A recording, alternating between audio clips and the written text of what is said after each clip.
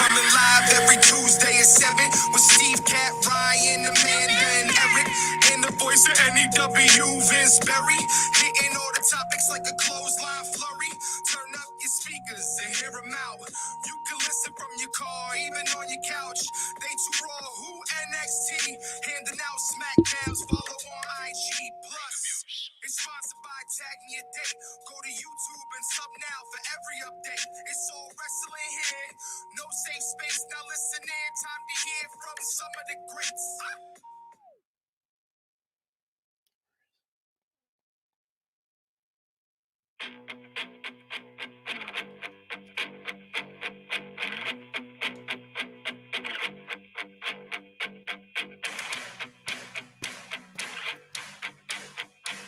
Everybody gets so hyped when this song plays.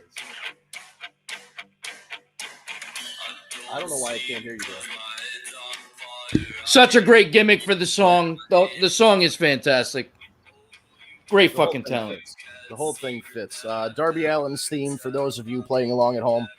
Thank you for joining us. Oh, here we go.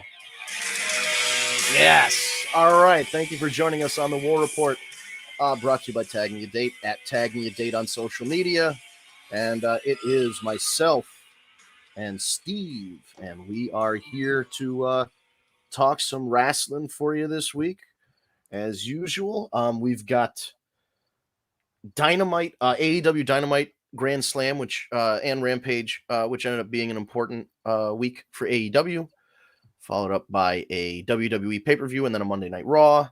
SmackDown was in there as well, but the big news is coming out of the pay-per-view, the fallout from that. So I guess we'll just roll back to last week and catch up. We'll start with, I guess, AEW Dynamite Grand Slam, as it says on the bottom here. He's paying attention. Steve is on top of things if you're watching the graphics. I'm on my game today, brother. I'm ready to go. AEW Dynamite on Wednesday opened up with Hold on. Daniel Bryan. Hold on. Stop. Hold on. Yeah. Forget the opening match. How could you forget it? Let's talk about the presentation. This was a fucking AEW Dynamite, a normal Wednesday show that gave you the feel of a WrestleMania. Yeah. Listen, obviously I'm not talking crowd size, right? You can only get X amount of people in that fucking place, but they filled it over 20,000 and I'm pretty sure they broke a record. So yeah, they packed the place. The presentation of it was great. And not only that, they kicked it off with Daniel Bryan and Kenny Omega. A match that people should have to pay for, quite honestly. They're paying for the second one. They gave you a taste. Just a taste. Those two, the chemistry is sensational. The match was sensational. I'm not very big on matches ending at a 30-minute draw. Mm-hmm. But I'll tell you this. It wasn't a Fugazi finish. Right. It wasn't a false finish in the sense that the ref counted 3, but his arm was up. There was no Fugaziness. Yep. It was a match that had kick out after kick out after kick out after kick out and went to the time limit. And it's one of the few times that I sat back and I said, I just watched 30 minutes for it to end in a draw, and I want more. I would have sat and watched another 30 minutes of those two. Oh, absolutely. I would have watched another hour of those two. But the whole show could have just been them wrestling with some breaks for like water and Gatorade or something. I mean, it was just so well done, and it obviously kept it open for Omega Danielson 2, which I'm sure will happen at a pay-per-view. We will have a winner. My question is, I love the feud. I love the match. Hi, Tara. Welcome to the show. My thing is, I have this feeling that at the pay-per-view, at the big show, Daniel Bryan is going to beat Kenny Omega. I and think so. become the AEW champion. Ooh, see, I didn't think Now, I don't know, because I'm hoping I am wrong because I don't want to see Daniel Bryan walk in the door and just get handed the title. yes. There's guys there that are more deserving of that title right now. Nothing against Daniel Bryan. I love him, and I do want to see him become the AEW heavyweight champion, but not your first 10 minutes in the you know. So I think he needs to get over. I'm just hoping the title's not on the line. Yeah, so here's kind of my hope is that they Adam Page, Hangman is on paternity leave with his wife. She hasn't had the baby yet, or maybe she's very close to it, but he decided that for the last like month or two of the pregnancy, she was she must have been having, you know how it is if your wife's pregnant, she might have trouble doing things around the house or getting out of bed or whatever it is. He wanted to stay home with her for the first for those last couple months of the pregnancy, and then be around for when the baby's born, and then come back to AEW. And they were nice enough to give him the time off. The story is still there that Kenny Omega's Huckleberry, to use cowboy term, is Kenny Omega, and that he needs, in order to like fully accept who he is as himself and kind of like become the wrestler he needs to be, he needs to beat Kenny Omega. I hope that's still a story. Like that's the story they've been telling since Adam Page lost to Jericho at the first pay-per-view. That's what they're selling, that Adam Page had to build himself up to become a champion. So I'm hoping that he wins, and then sometime in there Adam Page wins the championship. Whether or not he holds it for very long, I don't know. But taking that off Kenny Omega frees Kenny Omega to wrestle Daniel Bryan without the title on the line and lose, to not have to do a title change to somebody who just came in. But I feel like Kenny Omega has to lose the title first in order to face Daniel Bryan again, or Bryan Danielson, I guess now, because you're right, it doesn't make sense for Daniel Bryan to just come in, win the title. So I feel like something has to happen with that title so that Danielson and Omega are separated from it, at least for a time.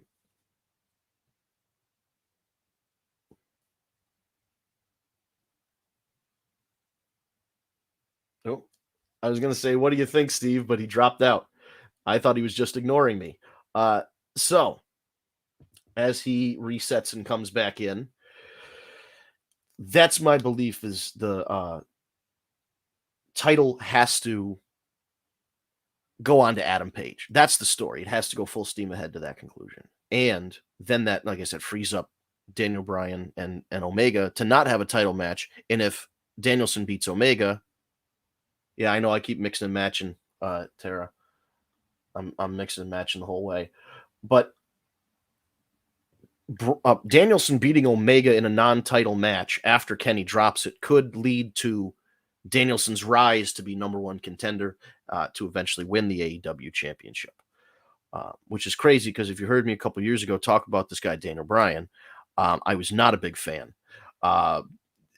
I'm giving him a chance because he's working with a company that I trust, and I don't think they would hire him if he wouldn't do a good job. And he proved himself that he was willing to work the AEW style as opposed to the WWE style in his first match in, and took a real beating from Kenny Omega. So, I can't not respect the hustle and respect the match. For those of you who weren't aware, he just was, I had a run, not a run in. I met him one time while working a show. We were on one or two shows together, and it was right towards the end of his Ring of Honor run, right after he was signed with WWE, or it was right after he got let go from NXT. That's what it was. He was let go from that NXT thing for choking out Justin Roberts, was doing the indies, and then they eventually re-signed him. And this was one of his last shows before going back. And he was just he was a young guy. He was just acting a little too big for his britches at the time. Some of the fans came up to me because I was helping with the show and made their complaints known to me afterward. And, he was just kind of acting a little weird and flaky backstage. But I mean, that's him. If you've ever interacted with him and seen his interviews, he's just kind of a weird dude. So I feel like some of the stuff that he did, now knowing more about Daniel Bryan, kind of makes sense. Like we were all talking about where we were going to go eat after the show. We're like, oh, there's a TGI Fridays down the way. Whenever we do shows in this town, they open up a room for us. We can get food, blah, blah, blah. And you know him, he's a vegan. So he's like, anybody want some raisins? And he pulled out the world's largest pack of it was like a 24 pack of raisins, the boxes. And was like, anybody want raisins? We're like, no, bro, we're going to TGI Fridays. I was just briefly recapping the Daniel Bryan story while you were gone. So that was my interaction with him. He's a weird dude, but now that I heard, he did an interview a couple weeks ago where he said when he's eating an apple, it's like eating the sperm off of a tree. What the fuck is that? Yeah. So now looking back, it's very strange, right? So now when I tell that raisin story, it makes more sense. I'm like, okay, now I know he's a fucking weirdo. So here we are. I'm giving the guy. I was just explaining. I'm giving the guy a chance because even though he was a weirdo to me in person, he's wrestling like a motherfucker right now. I can't that match was, I mean, if it's not the best free television match ever, I don't know what is. What was it? Cena, Michaels, Iron Man, something like that. Might have been another one that's up there. Punk and Cena right before that WrestleMania 29 to face The Rock. I think that was one of another good one. But how many matches can you say you saw like that on free TV? Well, I mean, that's just it. I mean, that match was absolutely fantastic. And I'm excited for the next one. I really am, because those two really put on a hell of a show. And it was entertaining to watch. I mean, listen, I don't really have much negative to critique about the show, to be quite honest with you. I thought Dynamite start to finish was a home run. So they kicked off with Bryan and Omega.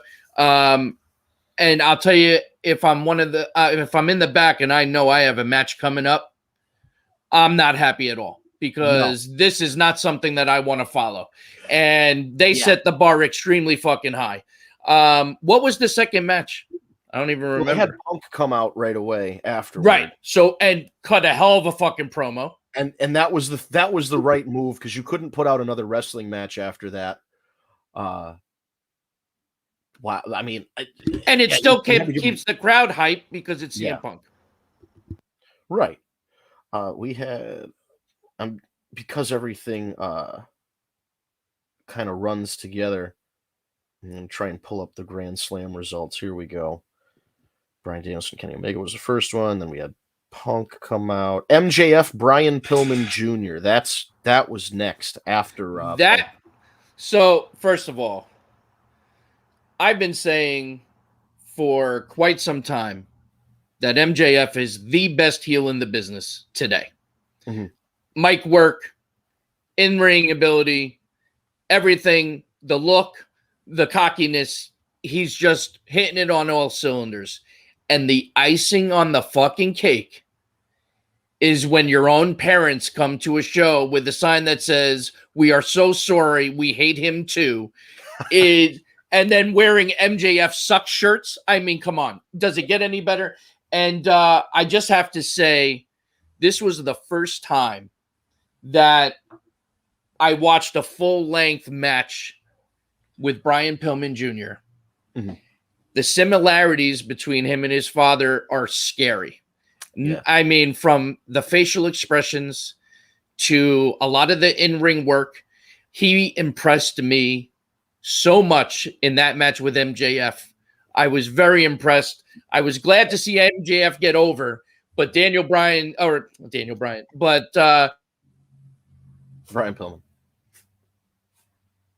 Uh-oh. Did you cut out again? Oh, man. I bet you Steve dropped out again. He's going to be so mad when he comes back. I was very... Uh-oh. I'm here. Okay. I didn't drop it. Oh, you stopped hearing me? You were cutting out after you said one of those things. All right. So, yeah, you were on MJF. Brian Pillman Jr. sounds like moves like his dad, blah, blah, blah.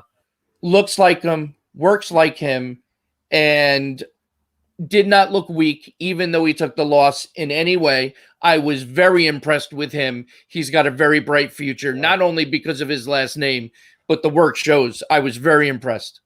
Yeah, he's been getting better. He's still, young. He's still a little green. And I give these two guys credit. They're like 25 and 26 or 20, whatever it is, in their early 20s, mid 20s, and they're out in front of a live audience doing this. That's what I like about AEW, is that two guys like that wouldn't be on their main show having that match if it was WWE. They'd be in NXT having that match in front of nobody, and like in front of trainers, and they'd run it 1,000 times before they eventually decided, okay, maybe we're going to put it on the NXT TV show, or maybe we're just going to run it around Pensacola, and we're just going to go to all the NXT house shows and do it until we decide to put you on TV. This is live fire exercises for these young guys. They are learning on the job. It reminds me so much of WCW, where you'd have a young guy like Rey Mysterio, who's 19, 20 years old, out there wrestling on live TV in front of 20,000 people. Hoovy, even Pillman, when Pillman wrestled Liger on the first Nitro, young guy that they put some faith in to open up against a Japanese legend who, at the time, even though he was a young guy, Liger had a legend around him as well. So it just reminds me so much of WCW, what AEW is doing right now. Well, there's a lot of similarities, even the production, even the way that the matches are shot, the way the entrances are shot, even the background on the staging. There are a lot of similarities to WCW, which is not even a little bit a bad thing. It's really a great thing. And I think it's really going to force WWE to step it up. How the fuck they're going to do it at this point, I don't know, and we'll get into that. But back to the show that really matters. Malachi Black, Cody Rhodes was next after the MJF Pillman thing. So now, all right, now that's something we need to talk about. As much as I love Malachi Black, and I'm very much over on him, whether heel face, doesn't matter to me. The guy's just fucking awesome, right? Right. What's with the crowd turning on Cody all of a sudden? He was getting a lot of boos in that match, and I don't really know why. And I know they're not looking to turn Cody heel. So I'm kind of wondering if you have any sense as to why the crowd's turning on him. Is it a New York thing? It's an internet mark kind of thing. And I feel like it's extending further than that, because I have a friend, if he's listening, hey, Jesse, he was telling me earlier, because there's this thing going online now where people call the matches that Cody's involved in with QT and all this other stuff, they call it the Codyverse. Like it's a separate universe from AEW, because Cody's like booking all the stuff and it feels tonally different. Whereas, there's more flashy indie style wrestling and the stuff that the Young Bucks creatively do. And then it's more Southern style, like Dusty would book when Cody's booking a segment. So because it's so tonally different, people have kind of chalked it up to, maybe there's dissension between the EVPs, or they don't agree on the booking, so that's why Cody doesn't get involved with the Elite. He just has his own little Codyverse that he can play with. And that's starting to come to fruition, where he was the guy that was like the face of this when it first started, and everybody was really passionate about Cody and how he's picking up from where his dad left off, and it's a family thing. And it just, it boggles my mind too. It's a common conflux of things where they think that Cody has too much control over what he's doing. He's booking these segments that are, focusing just on him, basically just to get himself over, or his wife, or whatever. And that's what people are reacting to. And the booking is showing the opposite, where he's the babyface in this thing. And you're right, they've turned on him, and I don't know what they're going to do. Tara's right, though. The similarities. It almost frightens me too. But we kind of touched on this last week too, a little bit. Because that is a similar concern that I have. But the difference is, I don't know that Vince can do it again.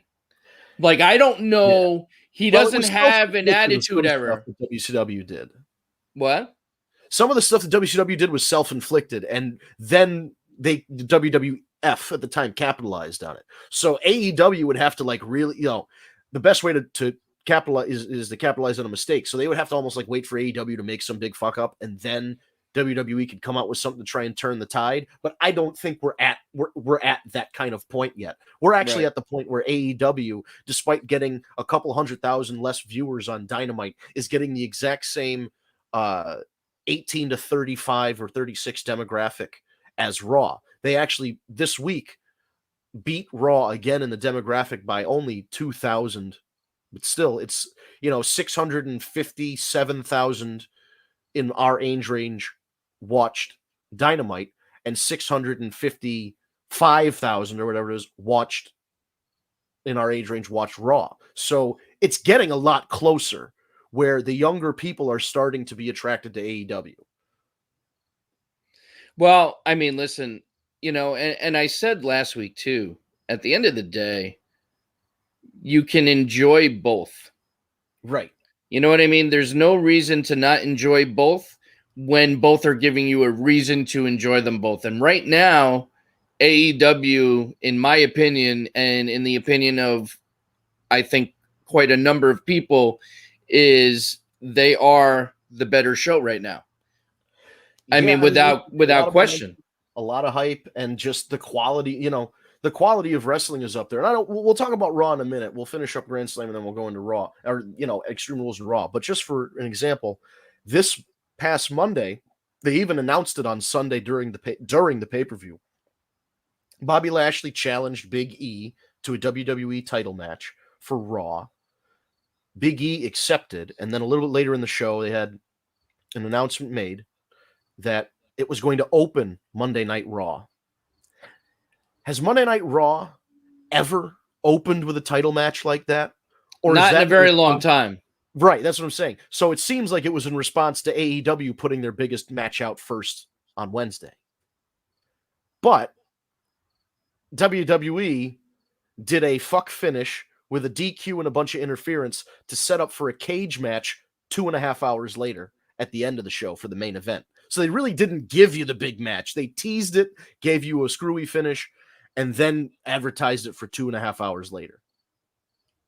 Yeah, pretty much. So, I mean, it's a little different, but the strategy was start off with the title match, make people tune in, give them a little bit of it, do the interference, and then hype up, hey, you got to tune, you have to stay tuned because you've got a main event coming up that's a cage match, get people hyped up for that. I get why they did it. It's just like, man,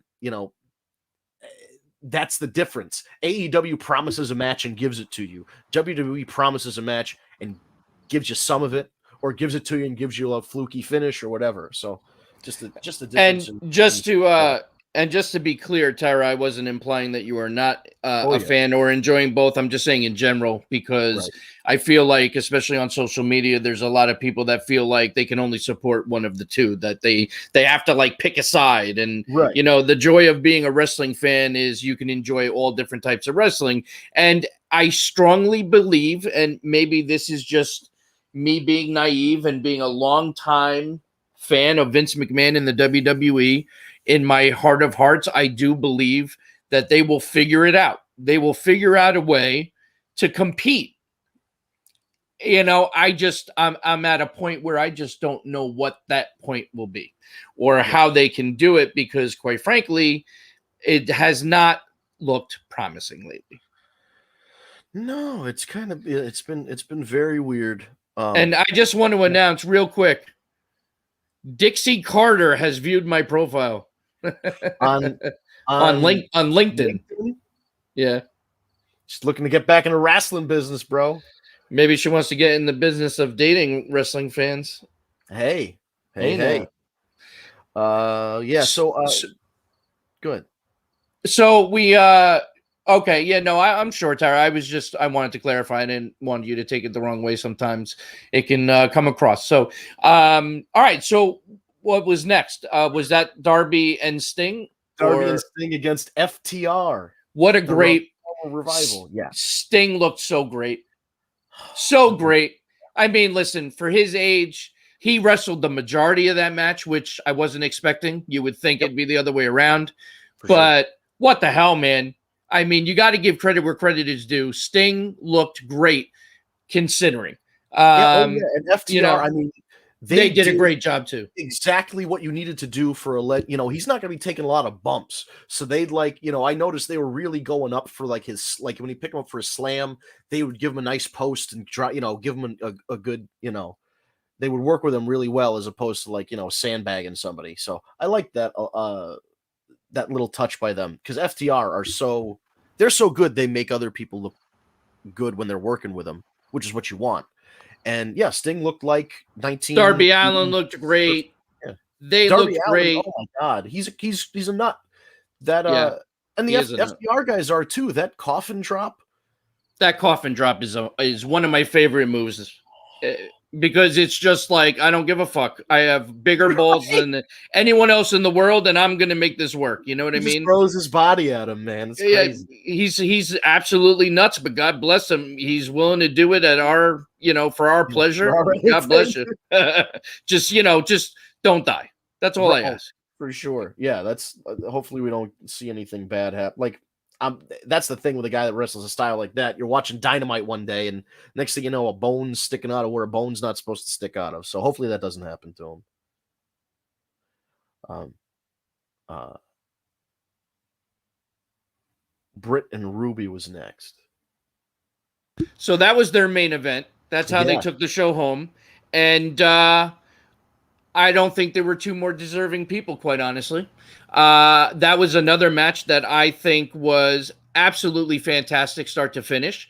I think Ruby did a great job. I think Britt showed why she's the champ. I don't know. What do you think? I thought it hit a home run on all levels. I agree, man. I think it was great that they've shown they have the faith in their female performers, despite the criticism that the women's division has gotten over the last couple of years. It's definitely improved.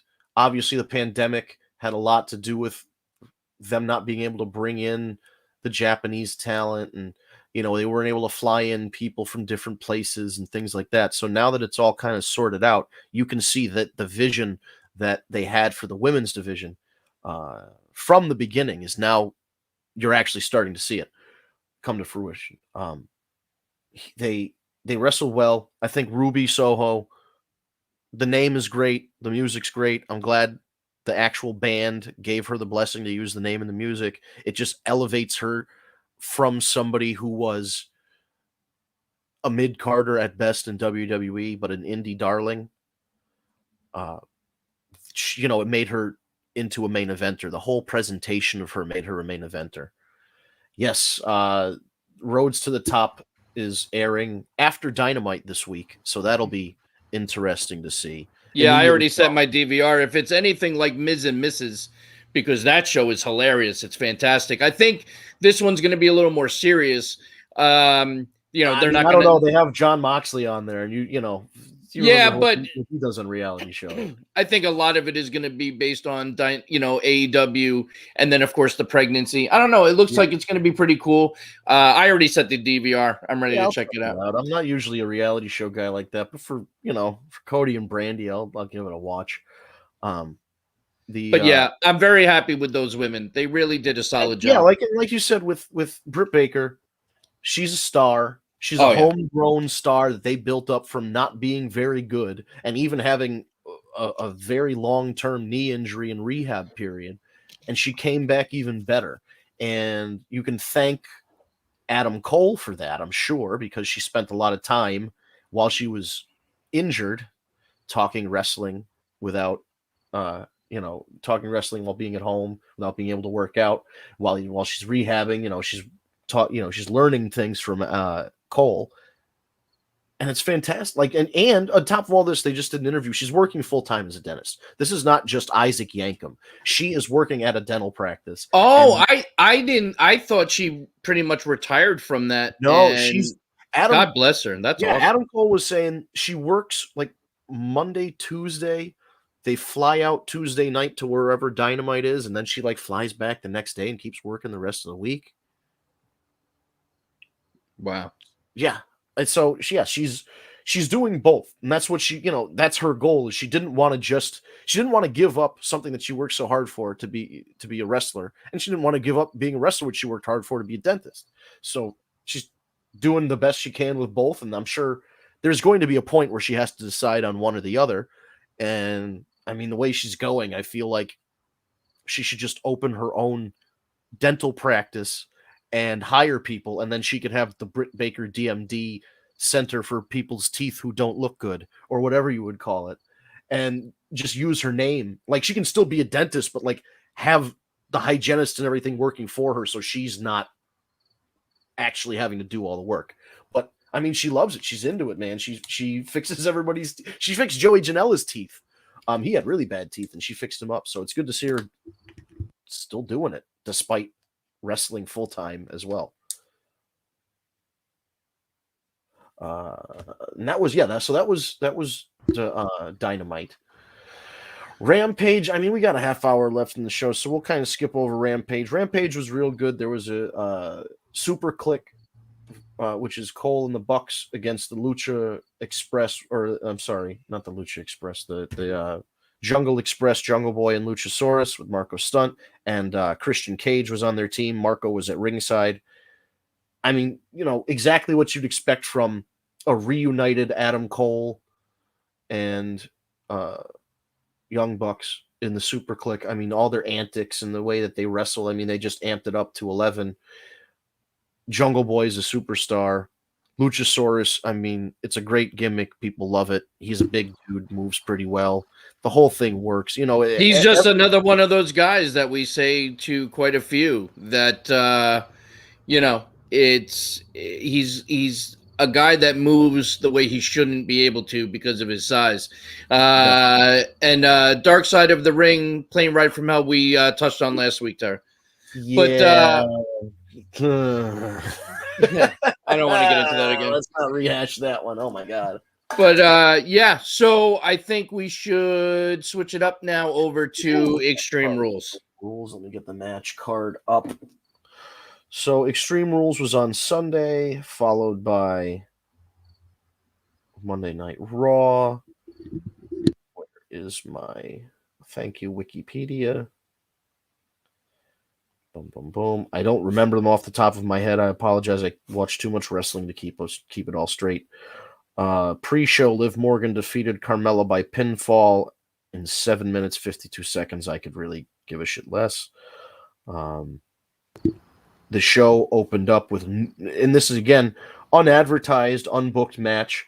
The WWE champion Big E was not advertised for a major pay-per-view, and they had a 6-man match where it was the New Day, Big E, Kofi, and Xavier, picking up a win over Bobby Lashley, AJ Styles, and Omos, with surprisingly Bobby Lashley taking the pinfall.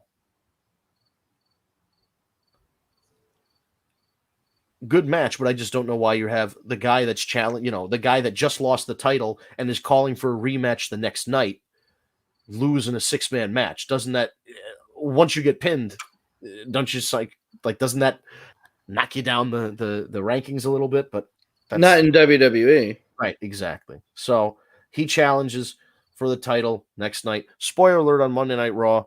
Big E retains his title in the cage match. It's a good cage match. It's just that they advertise, you know, you got half the match at 8 p.m. and half the match at 10:30. So like altogether, it was a good match, and obviously it was the right decision. Big E won in a convincing manner. He did a super big ending off like the second rope and put away Bobby Lashley clean 1, 2, 3 in the cage match. No escaping, no hijinks, none of that stuff. I wonder if we're going to see a lot more clean finishes now, because you're getting a lot more clean ones in AEW. You know, you're not getting all these Fugazi finishes, as I keep saying.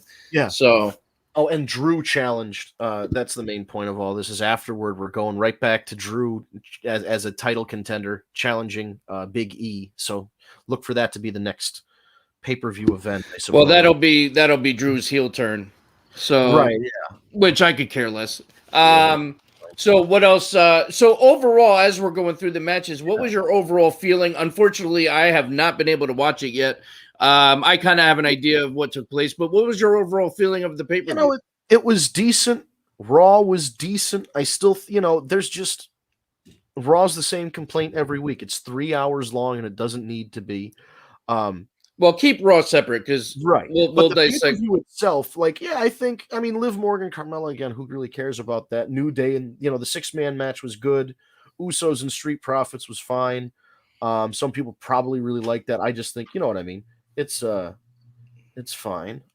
Charlotte Flair, Alexa Bliss was a bunch of spooky. Oh, no, the spooky dookie didn't happen until afterward. Match itself was fine, but there was just, some weirdness after. Damian Priest had a good 3-way with Jeff Hardy and Sheamus, so I mean that was good.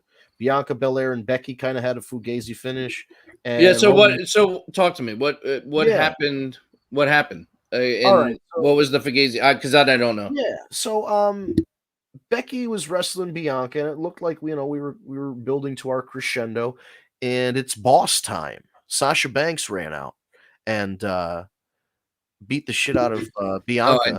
I did hear she returned. That's true. Yeah, and then Becky kind of gave her a thumbs up, but they're not on the same. You know what I mean? They're both bad guys or heels or whatever you want to call them, but they're not on the same side necessarily. Well, right, Like, because Becky gave Sasha her that- wants the title. So right. Becky you gave her know, that look like, "Are we cool?" And Sasha's kind of like, "I'm not gonna." They're letting it simmer until SmackDown. To kind of see what the resolution. Sasha didn't come out and explain herself or whatever. She just kind of blasted her, looked at Becky, and left. Blasted Bianca, that is, So no contest. No contest on that one, but not a bad match. I just think, like, it's another one of those things where you bring back your big star. She had a 26-second match in the last pay-per-view, and then this one went 16 minutes, which you think would lead to an actual finish, a pinfall or a submission, and it ends in interference. So, like, well, but you know what big though? star should be back winning. That's a it's just- prime example of what I was just talking about.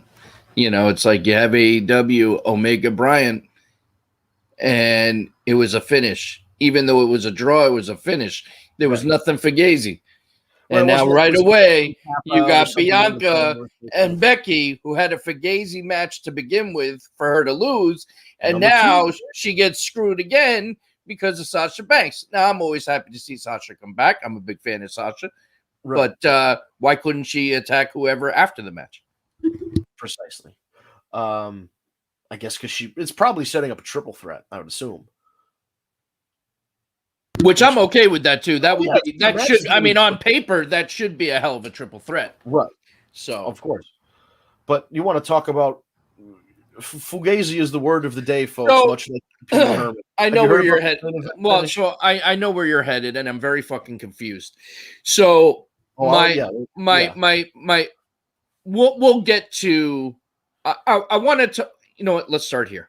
Join the club is being confused by that finish. So Well, I'm going to start here, and then you can kind of take me through the finish. But I have questions. Roman Reigns is getting a lot of shit online from what I could see. Correct me if I'm wrong. That he took the time to put a mask on when they went into the crowd. And I just want to say, the guy, you talk about some. yeah. He's immunocompromised. Steve, you cut out. Somebody top contender for underlining issues. So, You're back. fuck you. God damn this piece of shit. I got you. You're back. What do you think? Do you have an issue? No, I'm with you, Steve, because I think Like, what the fuck? Like, people are literally shitting on him. Like, what a pussy. He put a mask on. Like, dude, how many of you motherfuckers? Right. Like, he had leukemia. He went through chemotherapy. Your immune system is not the same after that. It makes Never will be. No, but I mean, it was he had for him in order for him to go into a crowd like that because he's immunocompromised, he needed to wear a mask. So they needed to find a way to get him the mask, and the easiest way is he's a bad guy and he just has his manager give him a mask. He's like, I don't want to be in front of all you dirty ass people from wherever the fuck. I have to put It's a mask such a on. heel move. It's such a heel move. It works well. People are taking it again, there are weirdos on the internet. Yes, with all his health struggles, I don't blame him either. But there are weirdos on the internet who take it like the absolute wrong way, and it was intended for people to boo, but it was also to potentially save this guy's life or prevent him from getting sick. It was like I think it was the absolute right thing to do. So Like, now yeah. we move forward. So we have a. So I saw a clip, and yes. the clip is Finn Balor on the top, getting Mhm. ready to do coup de grace, whatever the fuck we call the double stomp. Mhm. And all of a sudden, the ring ropes fall apart. He falls down. Now, I don't know what happens after that. That's the only thing I saw. But now my first question is, was that a work or did the ring like fucking malfunction? All right, so we got to back up just a little bit so you get the full understanding of what happened. Please take over. So there's a point where Roman lays out Finn on the outside, and the demon is face down on the floor, face down, ass up. Roman is down too. They're both set. They've been wrestling for like 20 minutes. Listen, they put a lot of work into this match, and I feel bad because they did work hard, and then somebody got a little too cute with the booking and fucked up the finish. So all the hard work that they did in that match it's sort of like that exploding ring match with AEW. It was a great match until the sparklers didn't go off correctly, and then that's all that anybody talks about. This was a good match, like a good falls count anywhere, your standard WWE walk and brawl, falls count anywhere, kendo sticks, all that shit kind of match. But it was fine. It's it's not WrestleMania, so that's exactly the kind of match I would expect them to wrestle. It was a solid B pay-per-view match, and then they fucked the finish. So they're both down on the outside. All of a sudden, the lights turn red, and you hear Finn's music go bump bump. And when it goes bump bump, Finn's body goes bump bump on the ground. He goes like this, like jumps up. So like to the heartbeat. I got heartbeat. So it goes bump bump. It goes bump bump a few times. And when it goes blomp, blomp, blomp, that first like echoey thing, when it does that, the demon stands up and he's completely healed. And Michael Cole goes, the demon has been resurrected. Oh, fucking Christ. So the demon hulks up or demons up or whatever we're going to call it. I don't hate it. No. From what you're describing, I don't hate it. That sounds pretty cool. He's got the demon power. The lights are red. He hits his Hulk Hogan comeback. Well, get this. The heartbeat plays. The thing goes womp. He stands up. His music keeps playing. This is like this is like the end of a movie. You know, like the end of the Matrix, that last Matrix movie, where like Neo's getting beat down and there's 1,000 of those guys, of the Asian Smiths, and the music hits and he like looks up and then he gets all of his strength back and beats the guy, and the music swells and he's going dun, dun, dun, and he's beating him and he's doing all this stuff. And the lights are red, and the demon climbs to the top rope. He goes like this, like he's gonna hit the coup de grace. The turnbuckle snaps and the lights turn back on regular within a half a second of each other. This was planned. I mean, they go, Michael Cole on the call, oh my God, the turnbuckle snapped, because there was nobody standing there. It wasn't like Paul Heyman touched it. It wasn't like the Usos came out and messed with it. Nobody came in. Like, it wasn't like Roman Reigns during the match loosened it up when nobody was looking. It just snapped. But it was so funny because it's when the rope snapped, they timed the music to cut out in the middle of playing and the lights to completely change from red. So it went from red just right back to the color, and Finn hits the fucking mat and takes a big bump. Boom. And the music's gone. So the music cut out, the lights are back, and you just see this fucking guy face down in the ring. He gets up, he goes, oh, my knee. I think I tore my quad. And he's grabbing his knee, turns around, eats a spear. 1, 2, 3.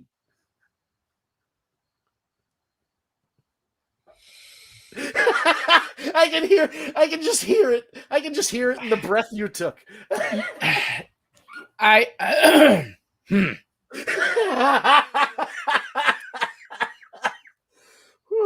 Here's the thing. I'm gonna pass out. We did say right last week that the only way the demon can lose is that something like has to happen. Like, it's not going to be clean, right? Because you don't beat the demon unless something like real deal, right? So I see what they were trying to do. I have to watch it because I want to see exactly how it goes, because the way you're telling it to me, I'm not hating it. Like, okay, he had all these powers with the music and the lights. Everything stops. He falls, takes a hard bump. He gets up, he spins, eats a spear. Yeah. Like it doesn't seem here's like the problem. he didn't look weak from that loss then, because It- he couldn't control the ring ropes from. But you have to watch it. He's 160 pounds. The guy can't break. You know, you have bigger guys jumping off the top rope all the time, and it never ever snaps, except when they want it to. So like, it just looked so. I'll send it to you. You have to see it because it just felt weird, because if it was like Ryback or Otis and they went to the top rope and it snapped, that makes a lot of sense. But like, unless the Demon is like super heavy. And No, Finn but Balor it could have been something as simple as it was just a malfunction. and that's what they were selling it as. It was like an act of God, or So like an I mean, accident you or know what? But something. in that case, like I kind of get it. He's startled. He doesn't know it's coming. Right? Right. He's startled. He hits the mat. He gets up. He turns. Eats But he the did all this spear. hulking up. Like, you'd think he had a little bit left. He didn't have anything. Well, yeah, but he would have never foreseen something like this to happen. Right. I mean, it all, I guess, also comes down to how he sold it and how it actually looked. Like, I got to see it, but I don't know. I don't hate it. I kind of appreciate what they're trying to do in that situation, because again, you can't let Roman lose, but you cannot let the Demon look weak in taking a loss. Like, it's got to be a screwy type of situation, like ring ropes magically malfunctioning. So yeah, I don't know. I got to see it. I don't necessarily hate it, but I did hear people are like up in arms, like worst fucking pay-per-view in the world, blah, blah, blah, blah, just blah. another, like, it's another in a series of, like, when Roman Reigns wins, it's like that last man standing match where the handcuffs wouldn't come off and it should have been 10 count, but they had, and it took Heyman forever to get the key like he was supposed to do and get it to work. And it's just, like Daniel Bryan tapping out Reigns and the ref didn't see it, and Edge tapping out Reigns and the ref didn't see it, and all that stuff. They're selling Reigns, the head of the table, the dominant WWE Universal Champion, nobody can beat him. And that's the way they talk about him. But then when the matches come up, it's like there's all this fluky nonsense around him. Like, I understand he's a heel, and there should be I was going to say, but it's because he's a heel. He should just win. If he's that much better than all these guys, just win. Like, that's kind of what bugs me about it, is like they're selling him as a dominant champion, and there's nothing dominant about his championship reign. Like, it's long, but it doesn't. When you beat Kevin Owens 7 times out of 8, it gets less special. You know what I mean? When Finn Balor comes back and you beat him as regular Finn Balor, and then you beat him as the Demon, it's like, all right, now, the number of challengers that we have for this guy is starting to slim to just The Rock. Like, we've slimmed it down to everybody else in the WWE universe, not even in his league. Like, we're getting to the point where it's like The Rock is the only guy that's going to be able to come in and do anything. And I don't even think The Rock beats him. Like, he's not full-time. He's part-time. So I don't know.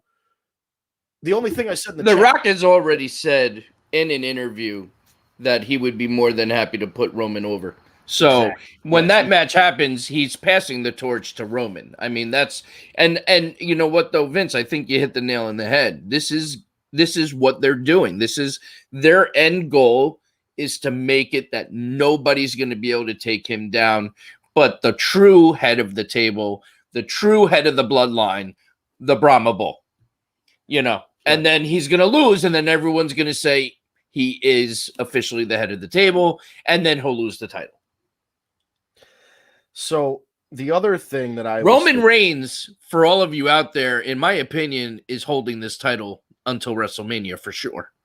Like, this is not a reign that is going to end anytime soon. This is going to keep going. The only guy who I think will do it. Somebody give me a fucking mic. Bronson Rex Steiner.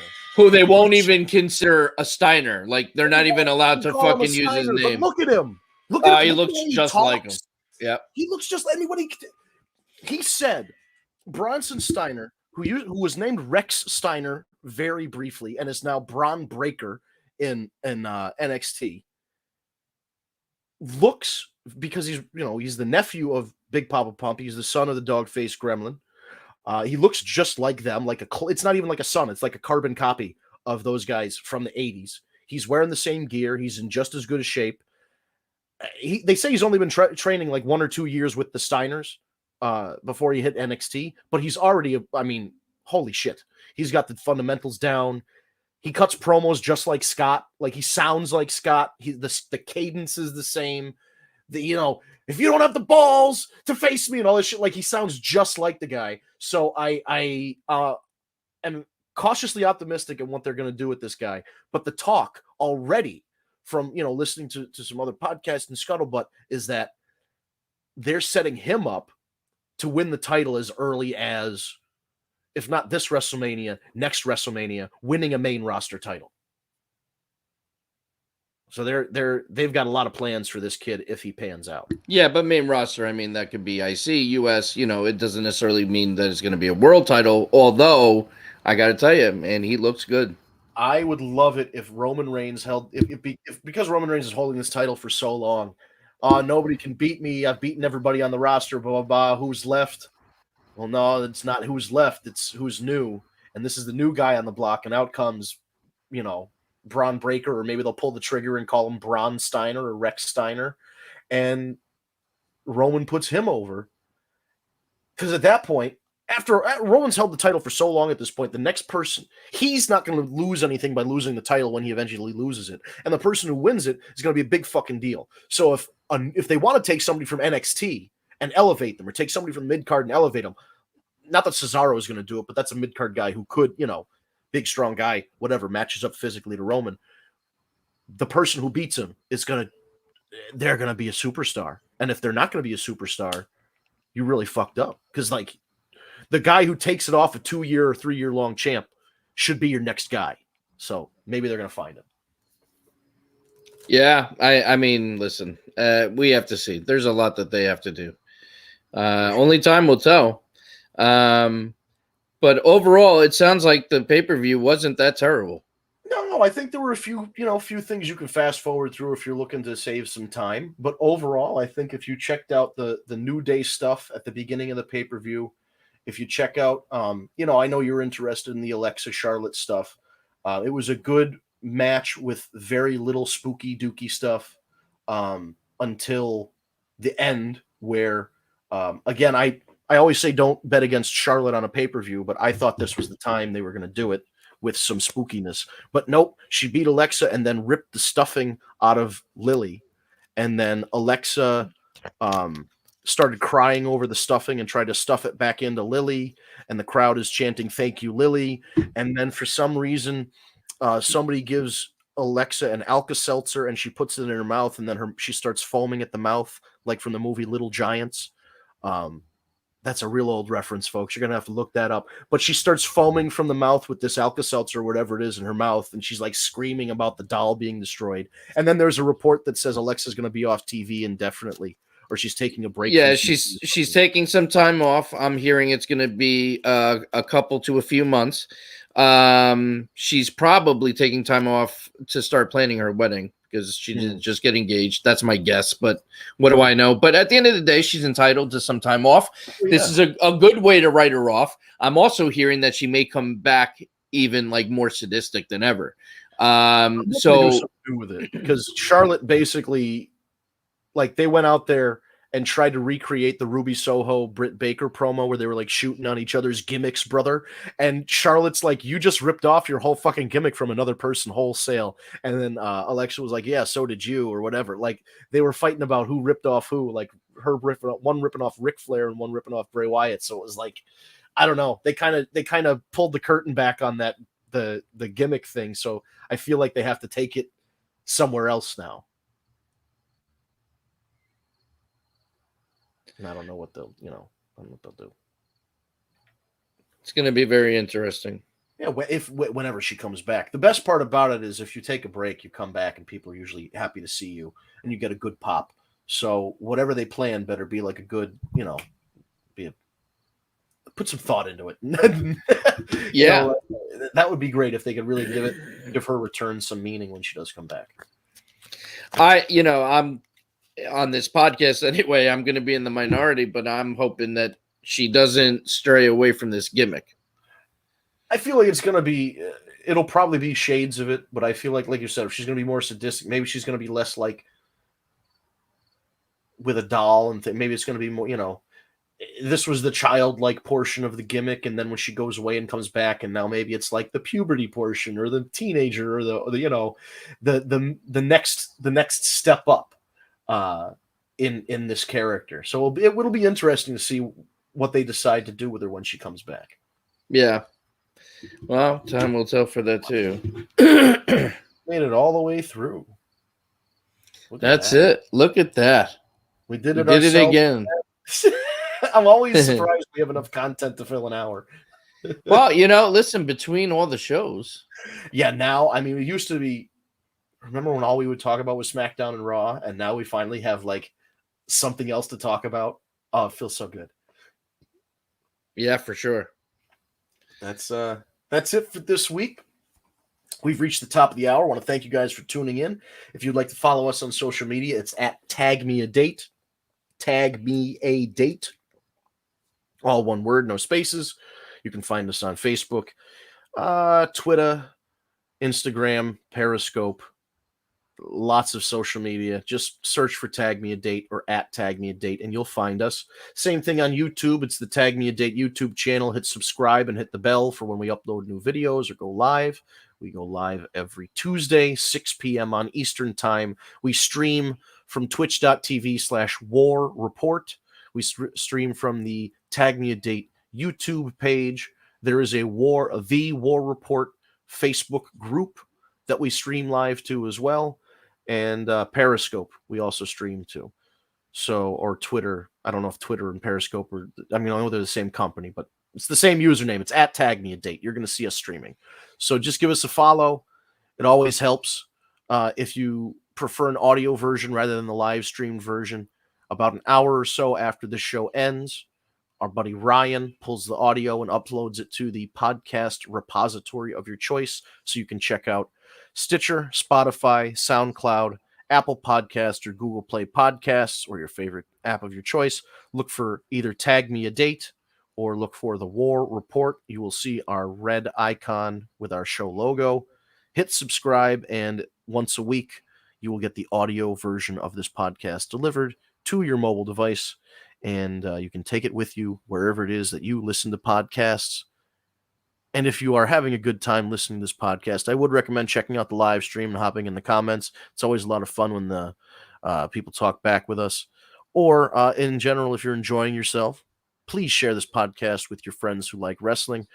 We are always trying to grow the Tag Me a Date War Report family here.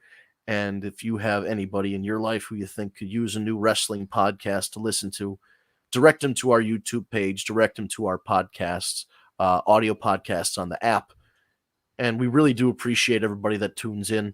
So the more the merrier. Let's get this thing, rolling and really get a good, bigger community around us, because we have a very tight-knit community, but we want even more people. So tell your friends. That's going to be it for this week. We're going to be back live streaming all over the internet, YouTube, Facebook, Periscope, Twitch, etc. next Tuesday, 6 p.m. on Eastern Time. And thank you for watching. We will see you next week.